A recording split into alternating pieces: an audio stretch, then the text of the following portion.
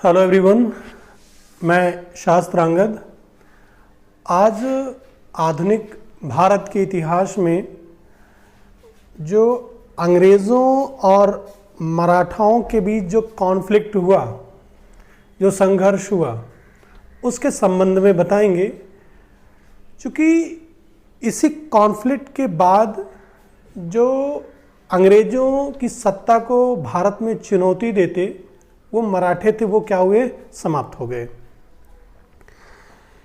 और इस कॉन्फ्लिक्ट में जो सबसे ज़्यादा जो क्वेश्चन पूछा जाता है कि जो मराठाओं और अंग्रेज़ों के बीच जो युद्ध हुआ, तो इस दौरान कौन कौन सी संधियां हुई और ये संधियां किन के बीच हुई। ठीक है, तो इनसे संबंधित क्वेश्चन पूछे जाते हैं अधिकांशतः एग्ज़ाम में। और कभी कभी आप देखेंगे तो इन संधियों का क्रम भी पूछा जाता है कि कौन सी संधि कब हुई, एक क्रम भी पूछा जाता है। और एक आध बार कौन सी लड़ाई कब हुई थी, इसके संबंध में क्वेश्चन पूछे जाते हैं। तो थोड़ा सा इसका जो सीक्वेंस है वो याद रखिएगा और कौन कौन सी संधियां हैं वो याद रखिएगा, तो आपके लिए ये बेनिफिशियल रहेगा। लेकिन जो आंग्ल मराठा कॉन्फ्लिक्ट हुआ, जो इनके बीच जो संघर्ष हुआ, जो विवाद हुआ, तो उसको जानने से पहले थोड़ा सा हम आपको ये बता रहे हैं कि जब पेशवा बाजीराव प्रथम हुआ तो उसने बहुत सारे मराठा सरदारों को स्वतंत्रता दे दी कि आप भूभाग जीतिए, लेकिन पेशवा की क्या रहिए, अधीन रहिए। तो इससे 4-5 जो प्रमुख मराठा सरदार थे वो उभर करके सामने आए। और बाद में इन लोगों ने 18वीं शताब्दी के उत्तरार्ध में उत्तर और दक्षिण भारत की राजनीति में प्रमुखता हासिल किए हैं। तो ये कहाँ कहाँ पर कौन से मराठा सरदार प्रमुख थे, इनके बारे में थोड़ा सा आप जान लेंगे तो आपको क्या रहेगी, आसानी रहेगी। पहले देखिए, जो ये सतारा था, यहाँ पर शिवाजी का वंशज होता था जो छत्रपति कहलाता था।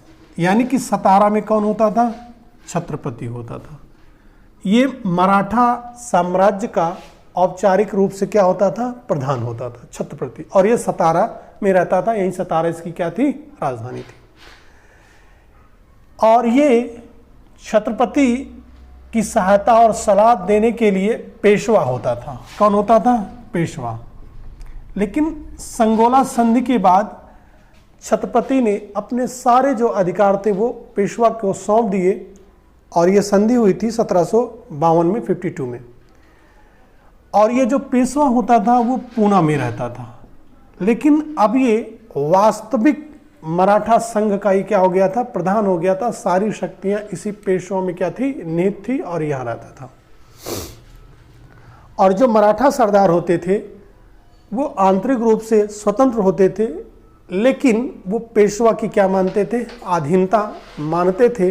और इन मराठा सरदारों में जो सबसे प्रमुख थे वो थे ग्वालियर का सिंधिया। ये ग्वालियर का कौन था, सिंधिया था। ये जो माधवराव सिंधिया हैं, ज्योतिरादित्य सिंधिया हैं, वो इसी परिवार से हैं। फिर उसके बाद जो इंदौर था, यहाँ का मराठा जो सरदार था वो कौन थे, होलकर थे। और नागपुर में भोसले, ठीक है। और बड़ौदा में,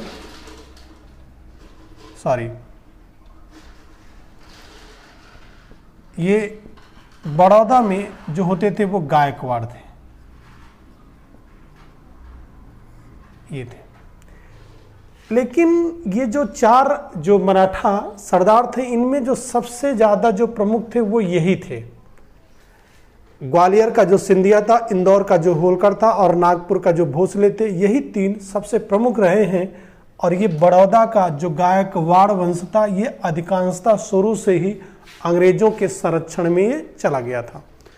और इसीलिए अधिकांशतः पेशवा के साथ इसका विवाद भी रहता था। तो ये स्थिति आप इसको जानिएगा और इसी परिप्रेक्ष्य में आपको थोड़ा सा मराठा और आंग्ल संघर्ष भी क्या होगा समझ में आएगा। देखिए, भारत की राजनीति में जो उत्तराधिकार का जो प्रश्न था, उसी मामले में सबसे पहले फ्रांसीसियों ने हस्तक्षेप किया।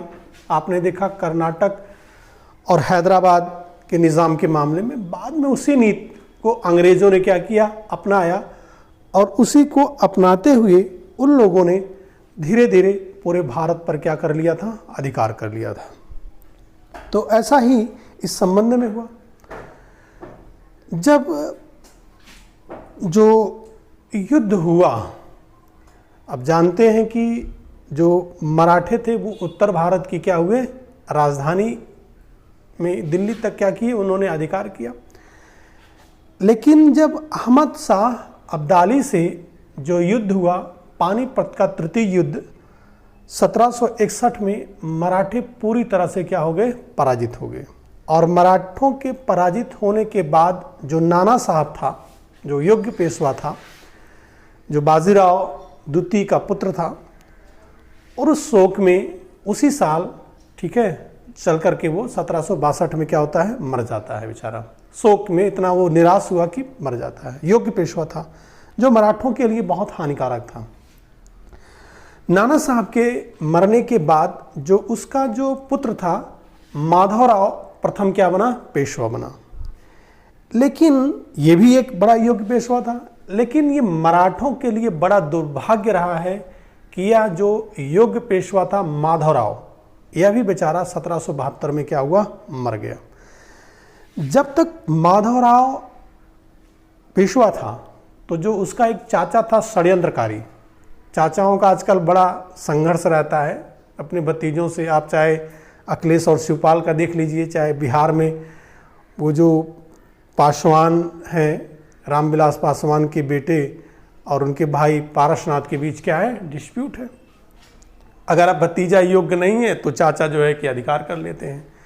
तो कुछ ऐसा ही पेशवाओं के संबंध में हुआ, क्योंकि जब माधवराव पेशवा था तो वो अपने षड्यंत्रकारी चाचा रघुनाथ राव या रघोबा पर क्या था, नियंत्रण रखा था। लेकिन जब माधवराव की जब मृत्यु हुई तो जो उसका छोटा भाई था नारायण राव, क्या नाम था, नारायण राव, यह पेशवा बना। और यह बेचारा, ये जो नारायण राव पेशवा बना, 1 साल के अंतर ही अपने चाचा के षड्यंत्र का क्या हो गया, शिकार हो गया। और चाचा के सामने ही 1773 में इसकी हत्या कर दी गई। क्या कर दी गई, हत्या कर दी गई चाचा के सामने, चूंकि चाचा ने षड्यंत्र इसका क्या था, रचा था। जब इसकी नारायण राव की हत्या हो गई तो अब इसका जो चाचा था वो पेशवा बनने के लिए जो उतावला था, रघुनाथ राव, इसको रघोबा भी कहते हैं। अब ये मजबूरन लोगों ने इसको क्या बनाया, पेशवा बनाया। लेकिन इसी समय नारायण राव की जो विधवा थी गंगाबाई, इसकी विधवा थी गंगाबाई, इसने एक बच्चे का क्या कर दिया, जन्म दे दिया। जब इसने एक बच्चे का जन्म दिया तो जो मराठा सरदार थे, जिनमें नाना फडणवीस प्रमुख था, उसने गंगाबाई के द्वारा जो बच्चा जन्म दिया गया था उसी को पेशवा घोषित कर दिया गया। और एक संरक्षक समिति क्या किया गया, गठन किया गया शासन संचालन के लिए। और उस बच्चे का नाम रखा गया माधव नारायण राव। माधव नारायण राव अब क्या बन गया, पेशवा बन गया। अब ये जो रघुनाथ राव थे, अब ये बेचारे, ये इनको भागना पड़ा पूना से। अब यही जो कॉन्फ्लिक्ट पैदा हुआ, इसी कॉन्फ्लिक्ट ने मराठों के आंतरिक मामलों में अंग्रेजों को हस्तक्षेप करने के लिए क्या किया, मजबूर कर दिया। और ये जो रघुनाथ राव थे, ये भाग करके अंग्रेजों के पास चले गए और इन्होंने अंग्रेजों के साथ सूरत की संधि की। ये जो सूरत की संधि हुई, ये संधि होती है 1975 में इन्होंने अंग्रेजों के साथ क्या की, संधि की, सूरत की संधि।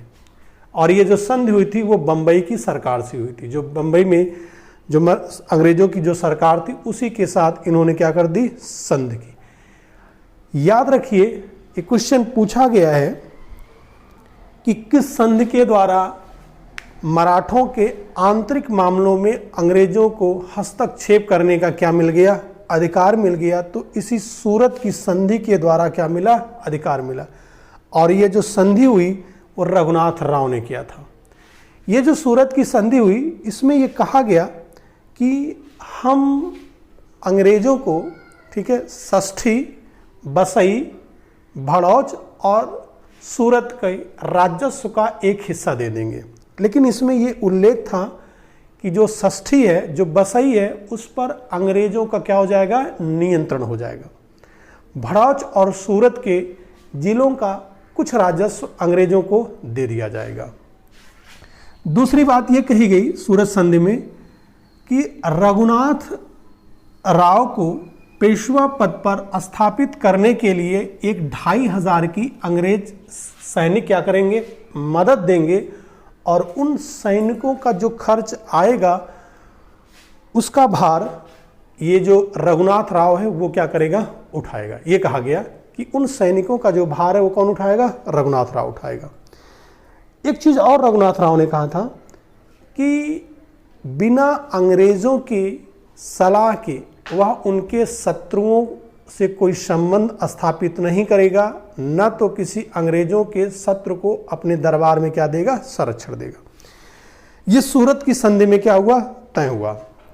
जब ये तय हो गया तो कर्नल कीटिंग, ये क्वेश्चन याद रखिएगा, कर्नल कीटिंग के निर्देशन में एक अंग्रेज सेना क्या की गई, भेजी गई। और इस कर्नल कीटिंग के साथ जो सेना भेजी गई थी उसके साथ पेशवा की क्या थी, सेना भी थी। ये जो रघुनाथ राव था इसकी भी क्या थी, सेना थी। और ये जो सेना थी ये आगे बढ़ी और इस सेना ने अरस के मैदान में, कहाँ पर, ये अरस के मैदान में इन्होंने जो पूना से जो सेना भेजी गई थी उसे इन लोगों ने क्या कर दिया, पराजित कर दिया। लेकिन इसी समय जो ये सूरत की जो संधि की गई थी, क्योंकि लड़ाई आगे छिड़ गई और इसी समय मैसूर से भी लड़ाई चल रही थी, तो इसीलिए जो सूरत की जो संधि थी इसे बंगाल की काउंसिल ने अस्वीकार कर दिया और ये कहा कि एक नासमझ भरा ये कदम है और हम लोग बम्बई सरकार की क्या करते हैं, आलोचना करते हैं और जितना से जल्दी हो उस संधि को क्या करते हैं, समाप्त करते हैं। ये बात कही गई। और इसी को ध्यान में रखते हुए जो बंगाल की प्रेसिडेंसी थी उसने कर्नल ऑप्टन को भेजा। किसे भेजा, कर्नल ऑप्टन को भेजा कि आप जाइए पूना की जो सरकार है उससे क्या करिए, संधि स्थापित करिए और युद्ध को क्या करिए, रोकिए। और ये कर्नल जब ऑप्टन आते हैं तो इन्होंने पुरंदर की क्या कर ली, संधि कर ली। ये पुरंदर की क्या है, ये संधि है, इन्होंने तुरंत आकर के कर ली। और ये संधि हुई 1 मार्च 1776 में हुई। यानी कि जो सूरत की संधि हुई थी वो मार्च 75 में हुई थी और जो पुरंदर की संधि हुई वो 1 मार्च 1776 को हुई। ये जो पुरंदर की संधि हुई इसमें ये कहा गया कि हम लोग पेशवा का पक्ष क्या करते हैं, त्याग देते हैं। और ये जो माधवराव नारायण राव है इसे हम क्या करते हैं, पेशवा मान लेते हैं। दूसरी चीज़ ये कहा गया कि जो षष्ठी है वो अंग्रेजों के पास क्या रहेगा, बना रहने दिया जाएगा। और तीसरी चीज़ ये कही गई कि इस युद्ध में जो अंग्रेजों को जो क्षति हुई है उसके लिए हम क्या देते हैं, हर्जाना देते हैं। और 12 लाख रुपया क्या किया गया, हर्जाना दिया गया। और जो रघुनाथ राव था उसे 25,000 की पेंशन दे करके गुजरात में सूरत में एक कोपर गांव था, वहीं निवास करने के लिए उसे क्या कर दिया गया, छोड़ दिया गया। तो इसमें यह हुआ कि जो पेशवा का साथ था वो क्या कर दिया गया, छोड़ दिया गया। लेकिन ये जो संधि थी इसे बंबई की सरकार ने नहीं माना, इससे अपना क्या किया, रोष दर्ज किया कि हम इस संधि को क्या है, नहीं मानते हैं। और ये जो पुरंदर की संधि थी, ना तो बंबई की सरकार ने माना और इन शर्तों को पूना की सरकार ने भी कुछ उल्लंघन किया।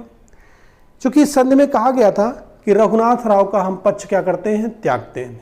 लेकिन इस संधि के बावजूद भी बंबई की सरकार ने जो रघोबा था उसको क्या दिया, संरक्षण दिया।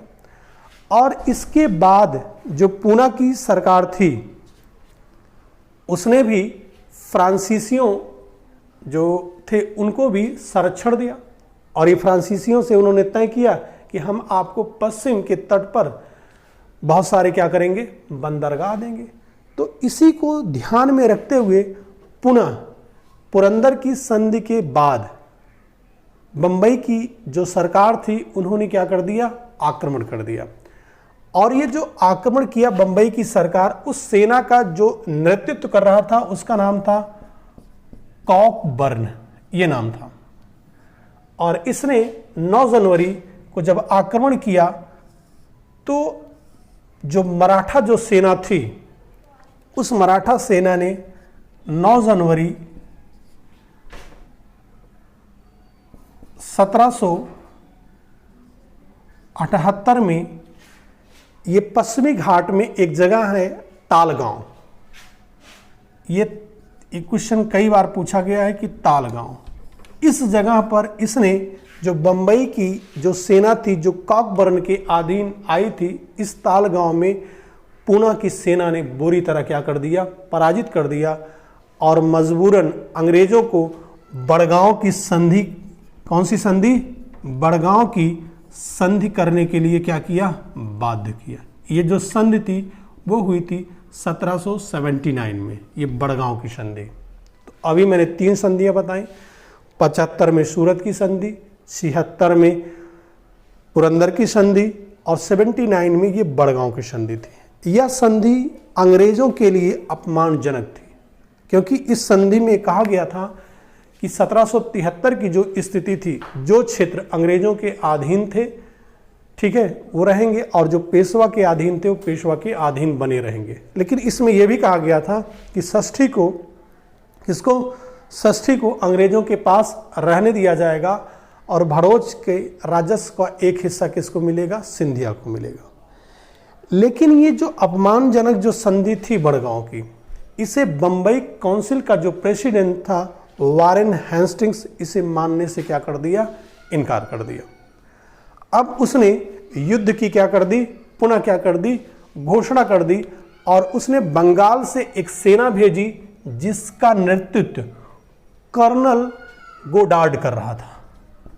ये कौन कर रहा था, कर्नल गोडार्ड कर रहा था। वो सीधा बंगाल से मध्य भारत होता हुआ उसने अहमदाबाद और षष्ठी पर उसने क्या कर लिया, अधिकार कर लिया। इस षष्ठी पर अधिकार कर लिया। लेकिन वह बाद में पूना की सेना से क्या हुआ, पराजित हुआ। लेकिन इसी दौरान वारेन हेस्टिंग ने कैप्टन पॉप हॉम के भी निर्देशन में सेना भेजी थी। और इस कैप्टन पॉप हॉम ने क्या किया था कि सीढ़ियों के माध्यम से जो ग्वालियर का जो किला था उस पर चढ़ करके ये ग्वालियर के राजमहल पर क्या कर लिया था, अधिकार कर लिया था। इसके पहले जो सिंधिया था वो सिपरी के युद्ध में क्या हुआ था, ये पराजित भी हो गया था। लेकिन अब जो सिंधिया, ठीक है, वो प्रमुख बनना चाहता था उत्तर भारत की राजनीति में और पेशवाओं पर जो अधिकार रखना चाहता था। जब कैप्टन पॉपहॉम ने उसकी राजधानी, उसके किले ग्वालियर पर क्या कर लिया, अधिकार कर लिया। अब मजबूरन जो सिंधिया था वह अंग्रेजों से और पूना के बीच समझौता कराने के लिए क्या हुआ, आगे आया। और इसी का जो परिणाम रहा, चल करके जो बसाई की क्या हुई, संधि हुई, सॉरी सालाबाई की क्या हुई, संधि हुई। ये सालाबाई की क्या हुई, संधि हुई। मैं ऊपर लिख रहा हूं, क्या हुई, सालाबाई की क्या हुई, संधि हुई।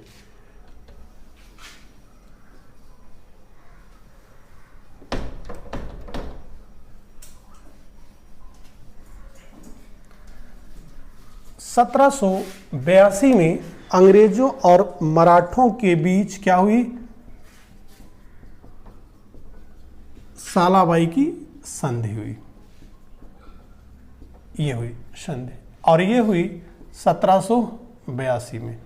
इस संधि में जो अंग्रेज थे उन्होंने माधव नारायण राव को क्या मान लिया, पेशवा मान लिया, ठीक है। और ये कहा गया कि, और अंग्रेजों ने भी कहा कि हम आपके आंतरिक मामले में हस्तक्षेप नहीं करेंगे, लेकिन अंग्रेजों को जो षष्ठी और बसई था ये उनके पास क्या हो गया, रहने दिया गया। चूंकि इसी समय अंग्रेजों का मैसूर से क्या चल रहा था, युद्ध चल रहा था, और फ्रांसीसी भी उनके सामने क्या थे, एक बहुत बड़ा संकट उपस्थित कर दिए थे। तो इसीलिए वो नहीं चाहते थे कि हम इधर मराठों से भी लड़ते रहे, मैसूर से, फ्रांसीसियों से, क्योंकि अगर सब मिल गए तो अब हमारी जो सत्ता है वो बहुत दिन तक नहीं रह जाएगी। मजबूरन इसीलिए उन्होंने सालाबाई की क्या की, संधि की। और मराठे भी थोड़ा समय चाहते थे, तो इसीलिए ये जो क्या हुई, सालाबाई की संधि हुई। और इस संधि के बाद लगभग 20 साल तक मराठे और अंग्रेजों के बीच कोई कॉन्फ्लिक्ट नहीं हुआ, ठीक है। लेकिन जो ये मराठे थे ये अपनी आंतरिक समस्याओं से क्या थे, जूझ रहे थे। सिर्फ एक बार 1795 में खरदा के युद्ध में मराठे जो सरदार थे आपस में संयुक्त हुए और निजाम को क्या दिए, करारी शिकस्त दे दिए थे। लेकिन ये जो नया पेशवा था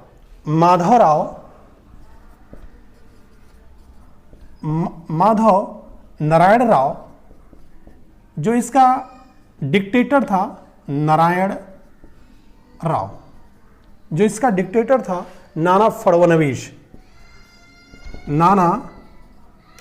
फड़नवीस, ये बड़ा हस्तक्षेप करता था। और बेचारा ये नौजवान 22 साल का जो पेशवा था, आज ही जाकर के तंग आकर के इसने 1795 में क्या कर ली, आत्महत्या कर ली। पेशवाओं में आत्महत्या करने वाला जो पेशवा था वो माधव नारायण राव था। जब इसने आत्महत्या कर ली तो अब एक नया पेशवा बना जिसका नाम था बाजीराव द्वितीय। ये अपने पिता रघोबा की तरह षड्यंत्रकारी था। ये षड्यंत्रकारी, पिता का षड्यंत्रकारी पुत्र था। जैसे आसाराम दुराचारी थे वैसे उसका बेटा जो नारायण स्वामी दुराचारी था, तो वैसे ये षड्यंत्रकारी, ठीक है, रघोबा का पुत्र था। और ये अपने पिता की तरह क्या था, षड्यंत्रकारी था। और ये खास करके नाना फड़नवीस से क्या करता था, बहुत जलता था और इसके अधिकार को वो हमेशा समाप्त करना चाहता था। लेकिन जब तक ये नाना फड़नवीस जिंदा था उसने अंग्रेजों को आंतरिक मामलों में क्या किया, दूर रखा। लेकिन 1800 में ये जो नाना फड़नवीस था अभी तक अंग्रेजों को दूर रखा था, इसकी भी 1800 में क्या हो गई, मृत्यु हो गई। अब ये षड्यंत्रकारी क्या हो गया, अपना षड्यंत्र ये रचने लगा। इसके मरने के बाद, ठीक है, अब पूना पर कुछ मराठा सरदार अपना वर्चस्व स्थापित करना चाहते थे। इनमें जो सिंधिया था, कौन थे, सिंधिया थे, ये होलकर थे। प्रमुख रूप से सिंधिया और होलकर पूना पर अपना वर्चस्व स्थापित करने के लिए क्या किए, संघर्षरत हो गए। लेकिन इसी समय ये जो बाजीराव था इसने जसवंतराव, जो इस समय जो जसवंतराव जो होलकर था उसके भाई बिठू जी होलकर की उसने क्या कर दी, हत्या करा दी। फिर से मैं बता रहा हूं, इस समय जो मराठा सरदार थे, ठीक है, सिंधिया और होलकर, ये लोग पूना पर वर्चस्व स्थापित करने के लिए क्या कर रहे थे, संघर्ष कर रहे थे। और इसी दौरान बाजीराव द्वितीय जो अब पेशवा था, उसने होलकर, जसवंतराव होलकर के भाई बिठू जी होलकर की क्या कर दी, हत्या करा दी। अब इससे जो जसवंतराव होलकर था वो बड़ा उद्विग्न हो गया और उसने पूना पर क्या कर दिया, आक्रमण कर दिया। और इस आक्रमण में ये जो पेशवा थे और सिंधिया की संयुक्त सेना को उसने क्या कर दिया, पराजित कर दिया। जब पराजित कर दिया तो ये जो पेशवा थे इनको पूना से क्या कर दिया, निकाल बाहर कर दिया। और एक मराठा सरदार एक मराठा सरदार विनायक राव, किसको, ये विनायक राव को इसने क्या बनाया, पेशवा बना दिया। और ये बेचारे जो बाजीराव थे ये मजबूरन भाग करके बसई में अंग्रेजों के अधीन क्या लिए, शरण लिए। और इसी समय जो गवर्नर जनरल बन के आया था जिसका नाम था लॉर्ड वेल्लेस्ली, क्या नाम था उसका, लॉर्ड वेल्लेस्ली, ये अव्वल दर्जे का साम्राज्यवादी था। इसे हिदायत मिली थी कि आप जब आवश्यकता हो तभी युद्ध करिएगा और राजाओं के आंतरिक मामले में हस्तक्षेप न करिएगा। लेकिन वेल्लेस्ली ने इसके ठीक विपरीत नीति चलाई और उसने सहायक संधियां थोप थोप करके भारतीय राजाओं को अपने क्या कर लिया, अधीन कर लिया। भाई जो भारतीय राजा कमजोर थे वो तुरंत उसकी सहायक संधि पर क्या करते थे, हस्ताक्षर करते थे। तो इस समय सबसे ज़्यादा जो भारतीय राजा कमजोर था निज़ाम ही था, सबसे पहले निज़ाम ने ही हस्ताक्षर कर दिया था। और वो चाहता था कि ये जो सबसे प्रभावशाली जो मराठा हैं वो सहायक संधि क्या करें, स्वीकार करें। लेकिन जब ये भाग करके बाजीराव बसई में शरण लिया तो इसने क्या किया कि अंग्रेजों की सहायक संधि पर क्या किया, हस्ताक्षर कर दिया। और यही जो सहायक संधि पर इसने हस्ताक्षर किए, इसी से मराठों और अंग्रेजों के बीच द्वितीय आंग्ल मराठा संघर्ष प्रारंभ होता है। ये द्वितीय आंग्ल मराठा संघर्ष ये है। और ये जो शुरू होता है 1803 से 1805 तक चलता है, ये चलता है। क्योंकि इसकी जो शुरुआत मानी जाती है वो 31 दिसंबर 1803 में जो पेशवा ने बसाई की जो क्या की, संधि की। इस संधि में पेशवा बाजीराव द्वितीय ने अंग्रेजों की सहायक संधि को क्या कर लिया, स्वीकार कर लिया। अब ये जो गवर्नर जनरल वेल्लेस्ली था, लॉर्ड वेल्लेस्ली था, उसका जो भाई आर्थर वेल्लेस्ली, ये आर्थर वेल्लेस्ली के अधीन एक अंग्रेज सेना भेजी गई और यह अंग्रेज सेना पेशवा बाजीराव द्वितीय को ले जाकर के उसकी गद्दी पूना पर क्या किया, बैठाया। लेकिन आर्थर वेल्लेस्ली ने सही कहा था कि ये जो बसाई की संधि है यह एक बेकार आदमी के साथ की गई एक बेकार संधि है और ज़्यादा दिन तक नहीं चलेगी। इस संधि के बाद ये जो षड्यंत्रकारी पेशवा था बाजीराव द्वितीय, इसको भी लगने लगा कि हमने क्या की, गलती की और हमने जो मराठों की जो स्वतंत्रता थी उसको क्या किया, बेच दिया। और ये जो मराठा सरदार थे उनको भी लगने लगा कि ये जो हमारी प्रभुसत्ता थी वो क्या हो गई, खत्म होने लगी। और इसीलिए उसने क्या किया, मराठा सरदारों को एकत्रित करने के लिए बाजीराव द्वितीय ने क्या किया, प्रयास किया। और मराठा सरदारों को उसने क्या की, गुप्त पत्र भेजे।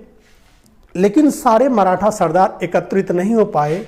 इनमें जो प्रमुख रूप से थे वो एकत्रित हुए वो थे भोसले और सिंधिया, यही सामने आए। और ये जो होलकर था, यह परिस्थितियों को आकलन कर रहा था कि परिस्थितियां कैसे होती हैं, उसी के अनुसार वो क्या करेगा, निर्णय लेगा। और जो ये गायकवाड़ था वह तटस्थ बना रहा। इन 4 मराठा सरदारों में जो द्वितीय आंग्ल मराठा संघर्ष हुआ, याद रखिएगा, द्वितीय आंग्ल मराठा संघर्ष में जो गायकवाड़ था, बड़ौदा का जो राजा गायकवाड़ था, वो अपने आप को तटस्थ रखा। लेकिन शुरू में भोसले और सिंधिया ने ही युद्ध में क्या किया, भाग लिया। और परिस्थितियों का आकलन करने के लिए शुरू में होलकर सामने नहीं आया। जब ये युद्ध की शुरुआत हो गई 1803 में, तो ये जो बेलजली था उसने एक लंबा प्लान बनाया और उसने तय किया कि मराठों के सत्ता के जो प्रत्येक केंद्र है उन सब पर आक्रमण किया जाएगा। और इसके लिए वह 2 तरफ से आक्रमण किया। ठीक है, एक दक्षिण भारत से, कहां से शुरू किया, एक दक्षिण भारत से उसने शुरू किया अभियान। और इस दक्षिण भारत की अभियान की जो कमांड उसने दी, उसने अपने भाई आर्थर बेलजली को दिया, जो बड़ा योग्य था। आर्थर बेलजली उसको सौंपा, इसका भाई था छोटा। और जो उत्तर भारत की जो कमान दिया वो जनरल लेक को दिया। इन 2 जो प्रमुख कमांडर थे, इन दोनों को दिया। इसके अलावा बेलजली ने 3 और प्रमुख केंद्रों पर एक साथ युद्ध किया। वो थे बुंदेलखंड, उड़ीसा और गुजरात। इन 3 केंद्रों पर उसने क्या की, युद्ध की शुरुआत की। इसमें जो सबसे ज्यादा जो सफलता मिली वो दक्षिण भारत में आर्थर बेलजली को मिली। किसे मिली, आर्थर बेलजली को मिली। और इस आर्थर बेलजली ने सबसे पहले निजाम की सीमा पर जो राज्य था अहमदनगर, उस पर इसने क्या कर लिया, अधिकार कर लिया। और असाई के युद्ध में ये सबसे महत्वपूर्ण था। असाई के युद्ध में उसने भोसले और सिंधिया की संयुक्त सेना को क्या कर दिया, पराजित कर दिया। ग्रैंड टफ ने कहा था कि जो असाई का युद्ध था, ये दक्कन के इतिहास में सबसे क्या था, महत्वपूर्ण क्या था, युद्ध था। इसके बाद इन लोगों ने, ठीक है, अनेक स्थानों पर धीरे धीरे क्या कर लिया, अधिकार कर लिया। जैसे इसने असीरगढ़ का किला जीत लिया, सबसे मजबूत जो किला था गाविलगढ़, उसको जीत लिया। सूरत पर अधिकार कर लिया। जितने भी केंद्र थे उन सब पर आर्थर बेलजली ने क्या किया, धीरे धीरे अधिकार कर लिया। और इधर उत्तर भारत में जो जनरल लेक के अधीन युद्ध हो रहा था, इन युद्धों में जो जनरल लेक था उसने दिल्ली और आगरा पर भी क्या कर लिया, अधिकार कर लिया। यानी कि हर जगह ये जो मराठा सरदार थे क्या हो रहे थे, पराजित हो रहे थे। और इसीलिए मजबूरन ये जो सिंधिया थे, ये जो भोसले थे, अब इनको अंग्रेजों से संधि करने के लिए क्या हुआ, बाध्य होना पड़ा, क्योंकि इन्हें कहीं सफलता मिल ही नहीं रही थी। तो इसीलिए ये जो मराठा सरदार थे, इन्होंने अलग अलग स्वतंत्र रूप से अंग्रेजों की क्या की, संधि की। ये 2-3 संधियां हैं जिनको आपको याद रखना पड़ेगा। इसमें जो युद्ध हुआ, इसमें 3 संधियां हुई थी। सुरजी अर्जन गांव की संधि, देवगांव की संधि और राजघाट की संधि। तो इन संधियों को थोड़ा सा ध्यान में रखना है। जो पहले संधि हुई थी वो थी देवगांव की संधि। ये देवगांव की संधि थी। और ये देवगांव की जो संधि हुई थी ये भोसले ने किया था। और यह जो संधि हुई थी देवगांव की संधि, ये 17 दिसंबर 1803 में हुई थी। ये संधि हुई थी। ये जो संधि हुई थी इसमें कहा गया था कि जो बालासोर का जो जिला है और ये जो वर्धा नदी है, जो इसका पश्चिम का पूरा एरिया है, ये सभी पर इसने भोसले ने अपना दावा क्या किया, छोड़ दिया इस संधि के द्वारा। और इसने कहा कि हम आपकी जो सहायक संधि है उसको क्या करते हैं, स्वीकार करते हैं। और इसी संधि के द्वारा ये जो भोसले की जो राजधानी थी नागपुर, उसमें ये तय हुआ कि एक अंग्रेज रेजिडेंट नियुक्त किया जाएगा। और जो पहला अंग्रेज रेजिडेंट नियुक्त हुआ उसका नाम था एम एलिफिस्टन। ये क्वेश्चन पूछा गया है कि देवगांव की संधि किसके द्वारा हुई, भोसले के साथ हुई। कब हुई, 17 दिसंबर 1803 में हुई। और इस संधि के द्वारा ही भोसले ने सहायक संधि पर क्या किया, हस्ताक्षर किया और अपने दरबार में एक अंग्रेज रेजिडेंट एम एलिफिस्टन की क्या हुई, नियुक्त हुई। इसके बाद सिंधिया ने भी संधि की। किसने की, सिंधिया ने भी संधि की। और जो सिंधिया ने संधि की वो थी सुरजी अर्जन गांव की संधि। ये उन्होंने संधि की, सुरजी अर्जन गांव की संधि। और ये जो संधि हुई वो 30 दिसंबर 1803 में हुई। इस संधि के द्वारा जो सिंधिया का जो क्षेत्र था, गंगा और यमुना का जो पूरा क्षेत्र था, ये अंग्रेजों को उसने क्या कर दिया, सौंप दिया। और जो उत्तर भारत के इसके जो दावे थे, जो राजपूतों पे दावे थे, उन सब दावों को इसने क्या कर दिया, त्याग दिया। और आप जान लीजिएगा इसी संधि के बाद जो मुगल दरबार, जो मुगल बादशाह थे शाह आलम, उन ये उसके संरक्षण में थे, दौलत राव सिंधिया के। ये संरक्षण भी क्या हो गया, चला गया। इसीलिए जो बादशाह थे वो अब अंग्रेजों के क्या हो गए थे, अधीन हो गए थे। और ये तय हुआ कि ये जो सिंधिया हैं इनके दरबार में एक अंग्रेज रेजिडेंट की क्या होगी, नियुक्ति होगी। और इसीलिए सिंधिया के दरबार में जो पहला अंग्रेज रेजिडेंट नियुक्त हुआ उसका नाम था जॉन मैलकम। ये भोसले के दरबार में कौन हुआ, एलिफिस्टन। और ये सिंधिया के दरबार में जो अंग्रेज रेजिडेंट पहला नियुक्त हुआ उसका नाम था जॉन मैलकम। इनमें जॉन मैलकम सबसे क्या था, योग्य था। ये दूसरा जो आंग्ल मराठा युद्ध शुरू हो रहा था, अभी इस युद्ध में होलकर क्या था, वो अलग था। लेकिन अब होलकर भी 1804 में वह पुनः युद्ध में क्या हुआ, शामिल हुआ। यानी कि 1804 में वह युद्ध में क्या हुआ, कूद पड़ा। ये जो मराठा सरदार थे, इनकी जो पराजय हुई उसका ये मुख्य कारण था कि इन लोगों ने जो अपनी पारंपरिक युद्ध शैली थी उसको इन्होंने छोड़ दिया।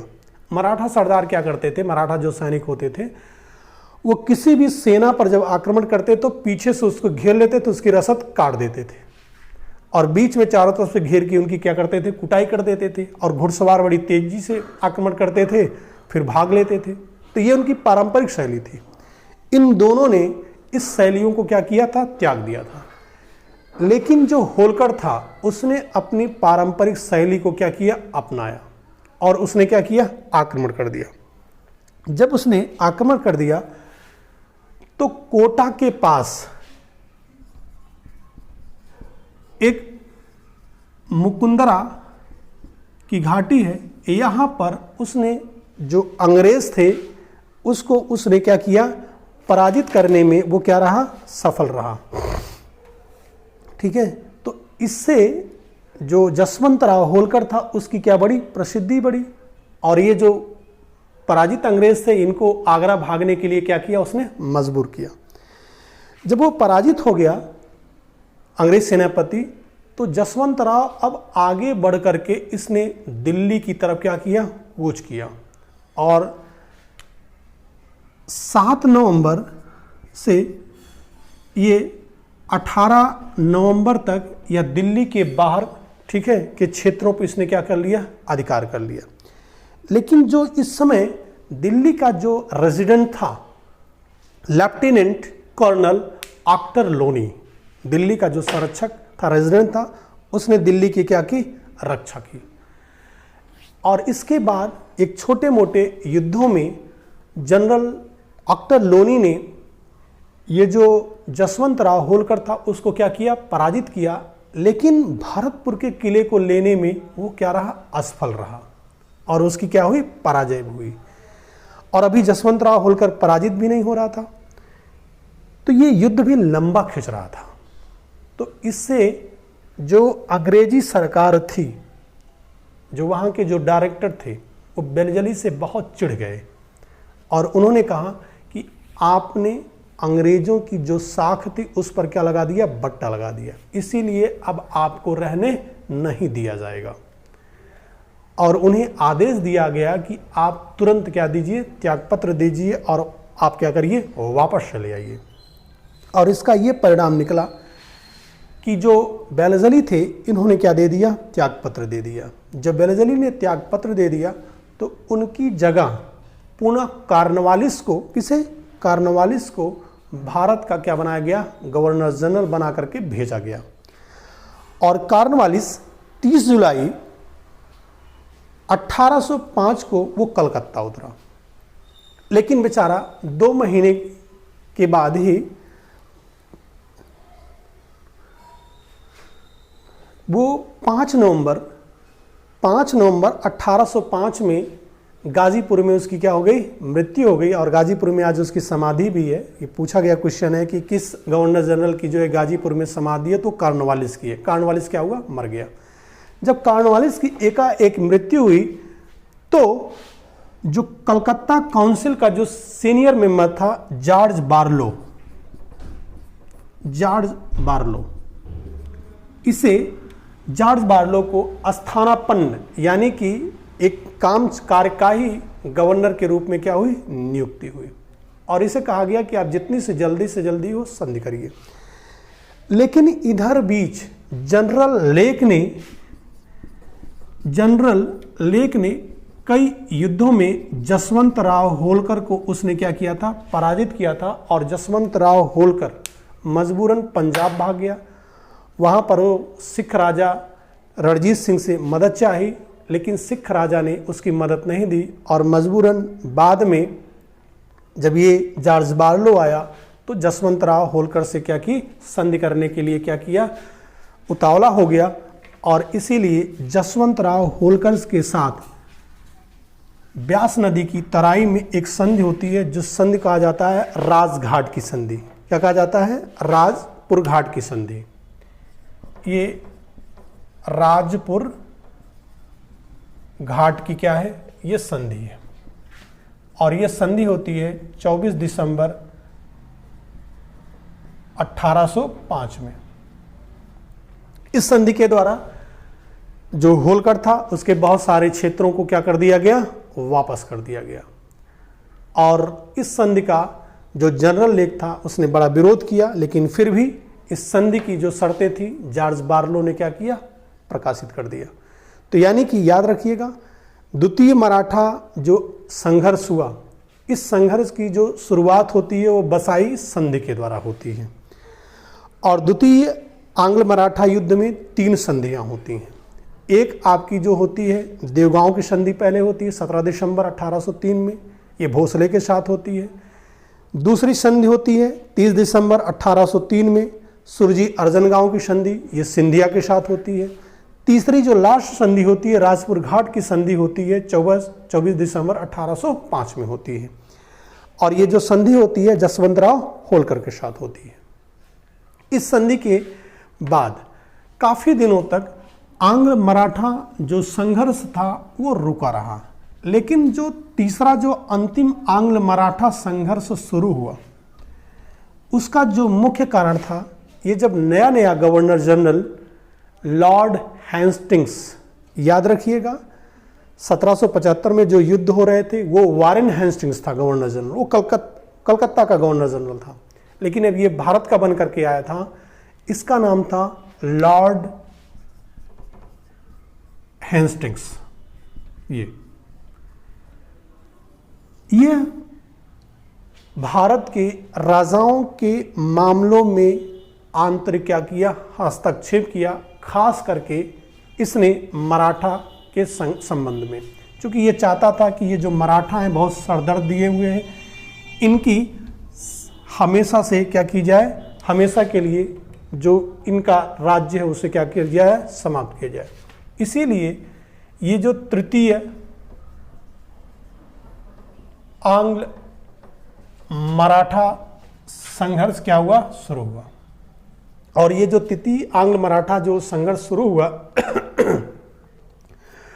ये 1817 से लेकर के 1818 तक चला, यानी कि 1.5 साल के अंदर ही चला। इसकी जो शुरुआत हुई उसे थोड़ा सा समझ लीजिएगा। एक ऐसे होता है, जो नागपुर का जो भोसले राजा था रघुजी भोसले, जब मृत्यु हो गई तो इसका एक बेटा था परसोजी भोसले, वो अयोग्य था, लेकिन जो उसका चचेरा भाई था अप्पा साहेब वो योग्य था। तो उसने उसका क्या किया, विरोध किया, और उसने मजबूरन जो अप्पा साहेब था वो अंग्रेजों की सहायक संधि पर उसने क्या कर दिया, हस्ताक्षर कर दिया।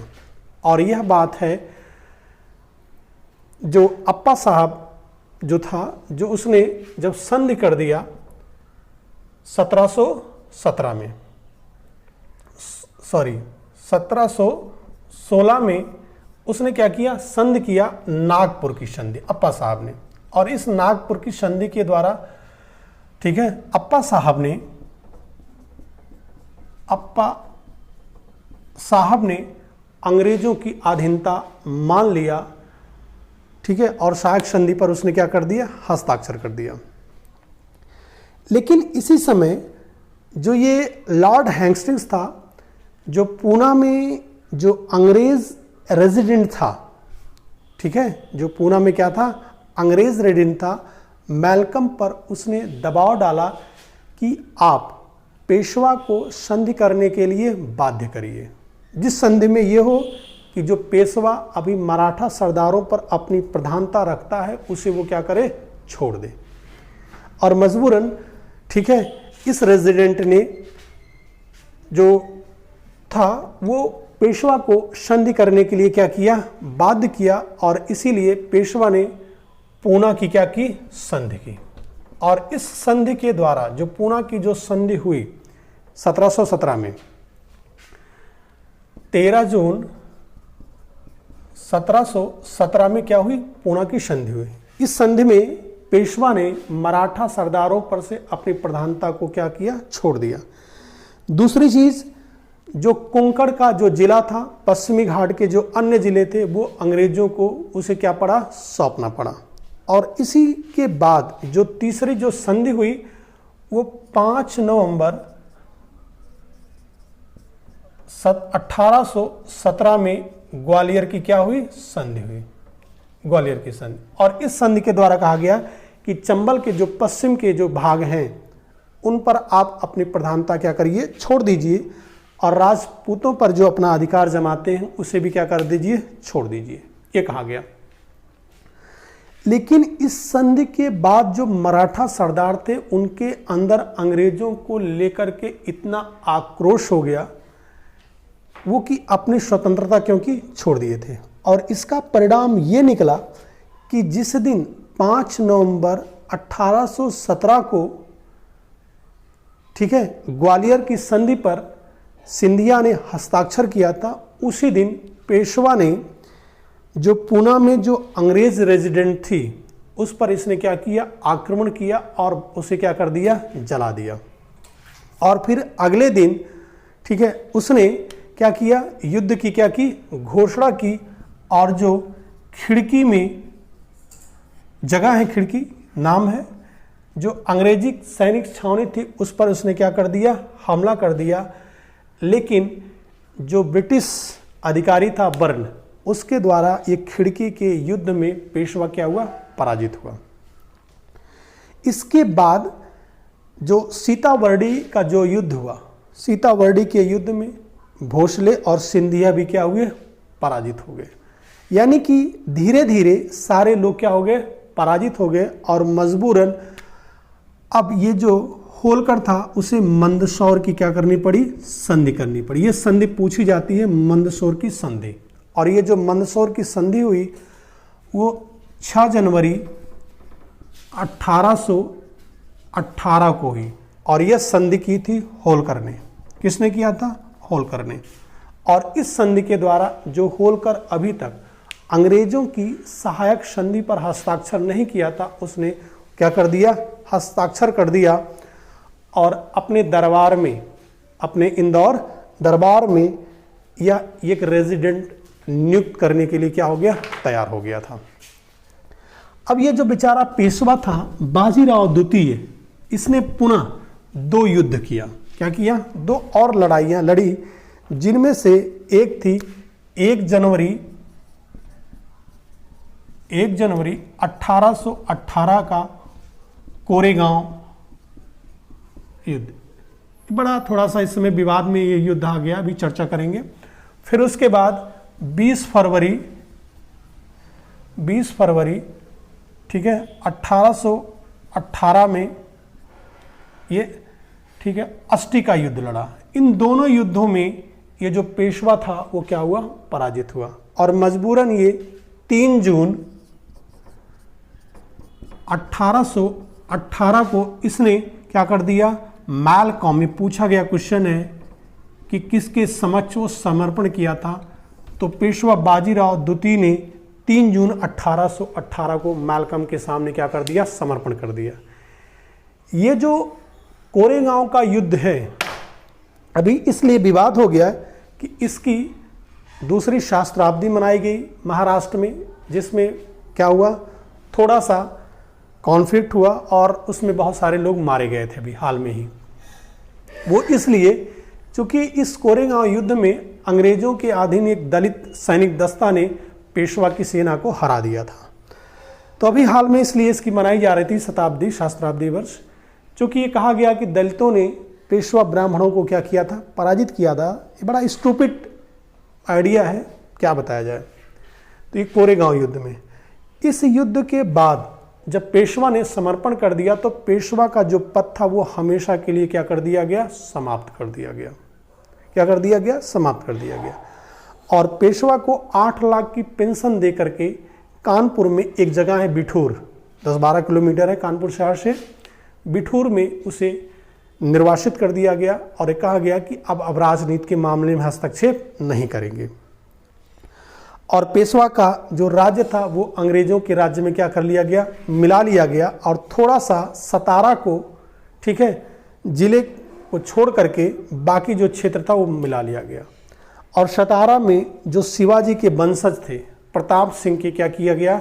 निर्देशन में उन्हें क्या बनाया गया? छत्रपति के रूप में पुनः क्या किया गया? उसे जिंदा कर दिया गया। तो इस तरह से आप देखेंगे ये जो कॉन्फ्लिक्ट हुए कुल 3 संघर्ष हुए। कितने हुए? 3 संघर्ष हुए।